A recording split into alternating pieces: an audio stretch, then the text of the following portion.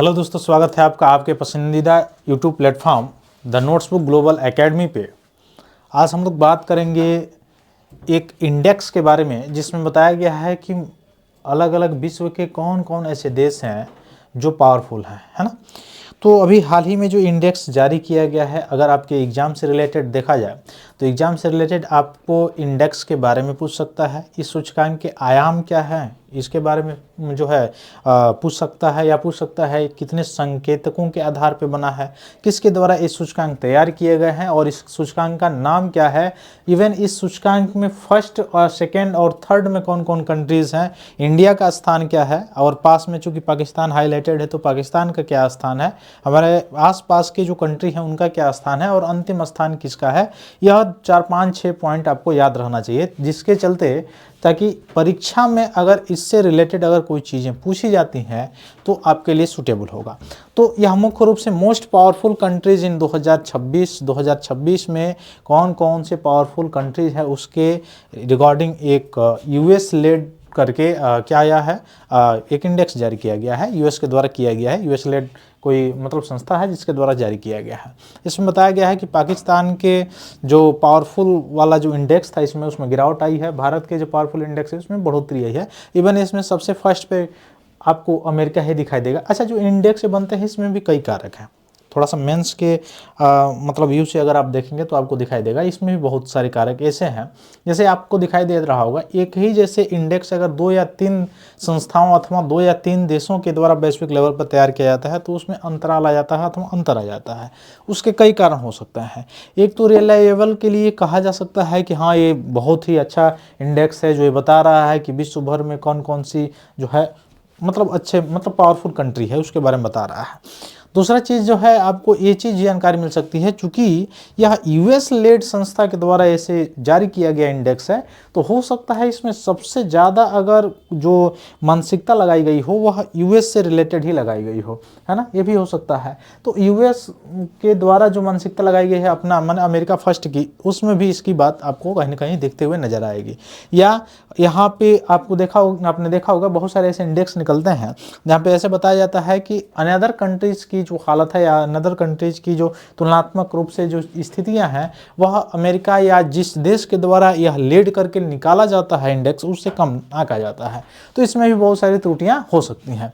तो खैर, अभी आपने देखा होगा कुछ समय पहले रिपोर्ट आया था सिप्री का, जो आर्म फोर्सेस से रिलेटेड जो हथियार सप्लाई होते हैं, हथियार जो मतलब खरीदा जाता है उससे रिलेटेड जो है वह क्या करता है, इंडेक्स जारी करता है, जिसमें से हम लोगों ने देखा कि टॉप 10 में चाइना बाहर है।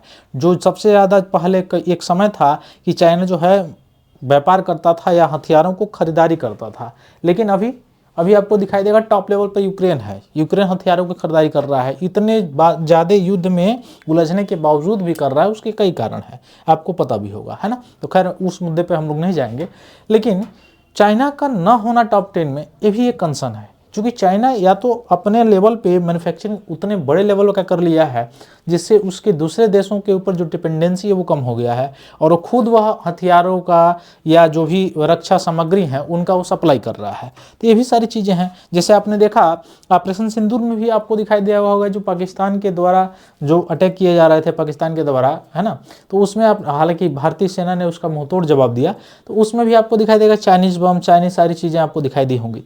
तो चाइना उसमें से इसलिए आगे हो गया है, मतलब अलग हो गया है, इसका कारण ये है। दूसरा, भारत का स्थान आपने खिसकता हुआ देखा होगा। तो भारत का स्थान खिसकता हुआ क्यों दिखाई दे रहा है, उसका कारण भी है क्योंकि भारत जो है उस जो आयात कर रहा है उसमें भी मैन्युफैक्चरिंग धीरे धीरे शुरू किया है, और कई मल्टीपल डायमेंशन की तरफ वह क्या कर रहा है, झुकाव उसका भारत का है इस समय, खासकर हथियारों में भी देखने को मिलेगा आपको और व्यापार में भी देखने को मिलेगा, है ना। और उसका सबसे बड़ा कारण है रूस यूक्रेन जो युद्ध है, उसके कारण आपको दिखाई देगा कि यूक्रेन सबसे ज़्यादा हथियारों का मुख्य रूप से खरीदारी कर रहा है। तो इवन जो इंडेक्स है इसके बारे में थोड़ा सा हम लोग जान लेते हैं। इस इंडेक्स का नाम है ग्लोबल फायर पावर इंडेक्स 2026, ठीक है।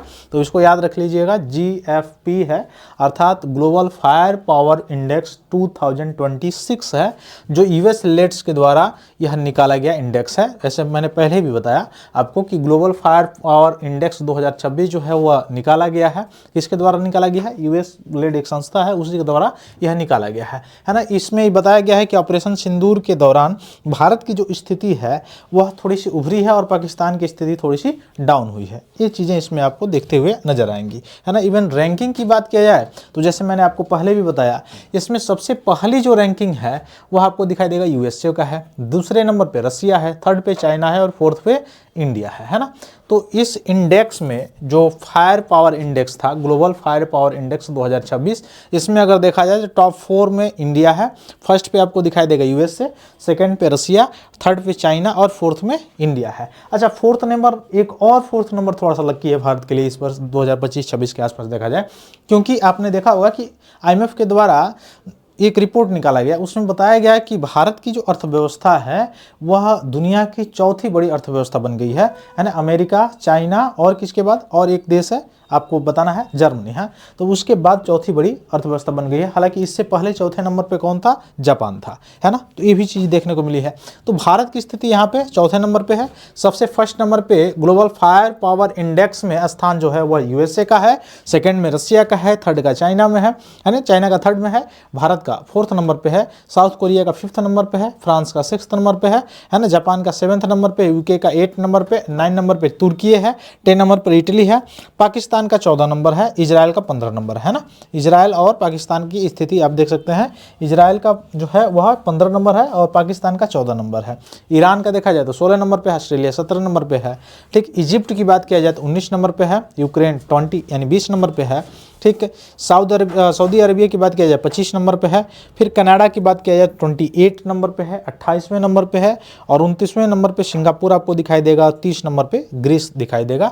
तो ये 30 देशों का एक डेटा निकाला गया है, इंडेक्स निकाला गया है, जिसमें से सबसे ज़्यादा आपको दिखाई देगा ग्लोबल फायर पावर इंडेक्स में जो है सबसे नंबर 1 पे कौन है, वह यूएसए है, सेकेंड पे रसिया, थर्ड पे चाइना, फोर्थ पे इंडिया है।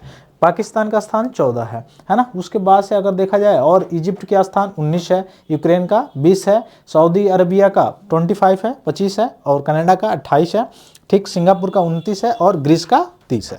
तो ये कुछ इंडेक्स हैं इसके। तो ग्लोबल पावर मतलब फायर पावर जो इंडेक्स है राष्ट्रीय सैन्य शक्ति की वार्षिक वैश्विक रैंकिंग है। यह लगभग 145 देशों का आकलन करता है और उनके जनशक्ति, हथियार प्रणाली, रसद, रक्षा बजट, भूगोल सहित 60 से अधिक संकेतकों का यह संकेतकों के आधार पर अंक प्रदान किया जाता है। तो इसमें कितने संकेतक हैं अगर आपसे पूछा जाए तो 60 से अधिक संकेतक इसमें स्टेटमेंट के रूप में पूछा जा सकता है। या अगर ऐसे पूछे कि इसमें लगभग 40-50 के आसपास संकेतक हैं तो वो स्टेटमेंट गलत हो जाएगा। फिर GFP जो है अर्थात ग्लोबल फायर पावर जो इंडेक्स है, उस कम स्कोर मजबूत सैन्य क्षमता को दर्शाता है, यानी जितना ही कम इसका स्कोर होगा उतना ही मजबूत सैन्य क्षमता होगी। जैसे 0 के जितना करीब स्कोर होगा उतना ही अधिक शक्तिशाली होगा। जैसे आपने देखा कि यूएसए का नंबर 1 पे था, सेकंड नंबर पे जो है रसिया था, फोर्थ नंबर पे जो है वह मुख्य रूप से भारत था और थर्ड नंबर पे चाइना था, ठीक, उसी आधार पे, ठीक। अब आप देख सकते हैं संयुक्त राज्य अमेरिका, उसमें अगर आप देखेंगे तो अद्वितीय बजट जैसे रक्षा बजट हमेशा सबसे ज़्यादा जो है यूएसए का रहता है। रसिया में चूँकि उसका व्यापार भी आपको दिखाई देगा कि सबसे ज़्यादा उसी में है। तो रूस हो गया, चाइना हो गया, भारत हो गया। भारत जो है चौथा तेजी से विकास हो रहा है, लेकिन संरचनात्मक चुनौतियां बहुत सारी हैं, उसमें जूझने के लिए अलग अलग परियोजनाएं भारत सरकार के द्वारा चलाई जा रही है। दक्षिण कोरिया हो गया, फ्रांस, जापान, ब्रिटेन, तुर्की और इटली, ये यूरोपीय और क्षेत्रीय शक्तियों का मिश्रण है। यह सभी के बारे में भी बताया गया कि इनका इंडेक्स में स्थान क्या है और किन किन स्थान पे है। चीन तीसरे स्थान पर, यानी एशिया की सबसे बड़ी अस्थायी सेना जो है वह उसके पास है। मजबूत बैलिस्टिक मिसाइल्स, नौसैनिक जहाज निर्माण, साउथ चाइना सी में क्षेत्रीय आक्रामकता भी इसकी ज़्यादा है ना। हमेशा आपने देखा होगा साउथ ईस्ट एशिया की तरफ इसमें कंसर्न बना रहता है ना। तो टसल होता रहता है, ये सारी चीज़ें हैं। भारत के बारे में अगर बात किया जाए तो विशाल मानव संसाधन है, चूँकि दुनिया का सबसे ज़्यादा पॉपुलेशन वाला अगर कोई कंट्री है तो भारत है।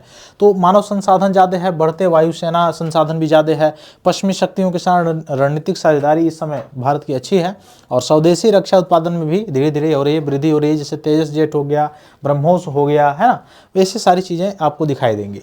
फिर रक्षा व्यय संबंधी समस्याएं थोड़ा सा है ज़्यादा, क्योंकि रक्षा पे ज़्यादा व्यय नहीं हो पाता है। हालांकि इस बार के बजट में आपको दिखाई देगा कि थोड़ा सा बढ़ोतरी पहले की अपेक्षा हुई है रक्षा बजट में, है ना। जो ऑपरेशन सिंदूर हुआ है उसके बाद थोड़ा सा रक्षा बजट में सरकार के द्वारा ये बढ़ाया गया है बजट में, इसका मुख्य रूप से रक्षा के लिए, है ना। तो भारत कुछ शीर्ष शक्तियों में से निम्नलिखित मामलों में पीछे है। कौन कौन सा? जीडीपी के प्रतिशत के रूप में रक्षा खर्च अभी भी अमेरिका, चीन और रूस की तुलना में बहुत काफ़ी कम है ना।